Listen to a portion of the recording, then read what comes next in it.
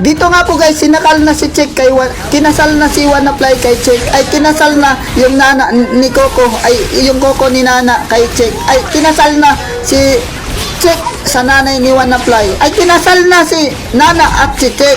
At dito sobrang saya ni Butterfly, Wannaplay dahil sobrang lungkot niya. Kunwari pa na di umiyak yung luha niya. Nagtakip siya ng shed kahit walang araw yung ulan. At ang dami konting taong dumalo kasama si Utaka After Things. Congrats, nagulat yung bigla ko, kapatid ka pala. Congrats Idol Check kapatid at nanay na may Coco, ay nana di Coco. Dito naghalika na nga yung kiss ni Wannaplay at Check. Sa tingin nyo guys, gamit mata, best man kaya dito si Wannaplay?